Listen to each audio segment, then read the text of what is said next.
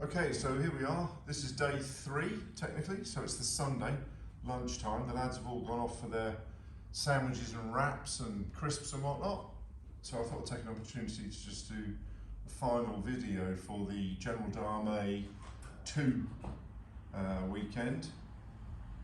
This is the Battle of Leipzig, the southern sector. So we have the key villages of Wachau and Markkleeberg, Leipzig in the centre. Here the Prussians have renewed the assault. Victor is clinging on. You can see a few of the lads have taken casualties. What I will say about with General d'Armée 2 is its command structure is excellent.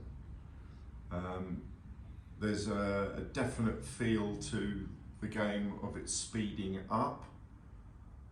The command aspect is that you give orders for formations to conduct activities, and basically that's what happens. The units go off to achieve those objectives. It's very straightforward in the sense that it's intuitive, even more than General d'Armée was. There's pretty much there's little reference to charts with pluses and minuses for various things. So it's a move away from the original General d'Armée in that sense. And from a point of a bigger game, it's a lot quicker. You're not referencing charts. When I say it's intuitive, you know that if you've taken 6 casualties, you drop a fire level. So there are 3 levels of fire for musketry and artillery. If your target's in a wood and you've lost 6 casualties, you'll drop to the base level for volleys, and that's it. You then roll the dice appropriately, and that will be a number of casualty dice. So from a point of getting through a game, this is reaching a conclusion, and this is southern Leipzig. The French are right across here. They've driven the Austrians back. The Russians have arrived. Duke Doktorov is coming in the back there and is attacking the Guard to press them back, but it's last ditch.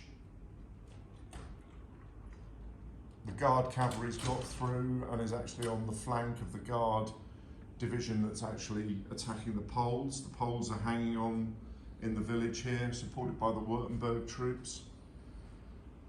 And more of the Russian Guard there.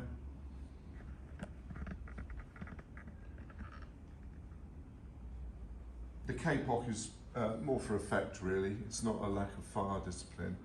It's the fact that to demonstrate that these units have been firing.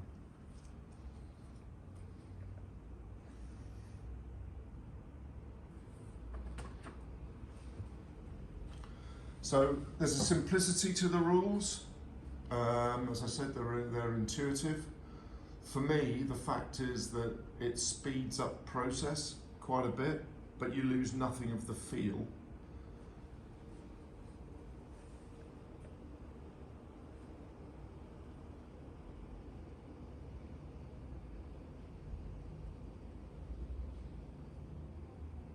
More of the engagement. The Poles have held on. They're quite stalwart in their defence of the village once they took it.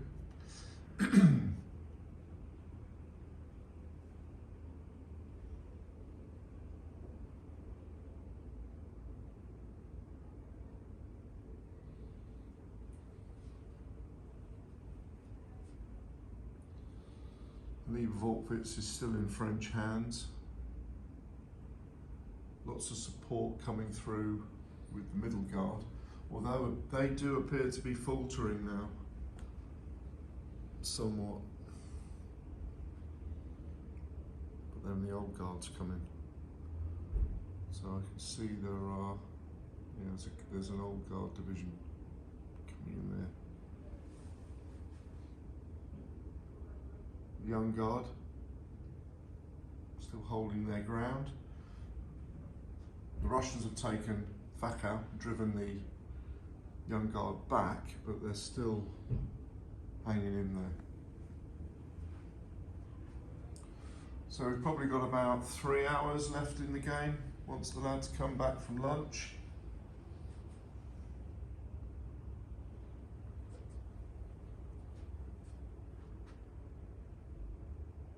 It certainly looks like the French are getting the upper hand here. To cancel that out in the middle, they really need to push hard on the flanks, because that's where their weight is coming in. That means that the Russians in the centre, Doktrov's corps, has to hold on long enough. So, all to play for. I'll post some updates on the final result in Facebook and on my Twitter account, and we'll pick up from there. Thanks again for watching, guys.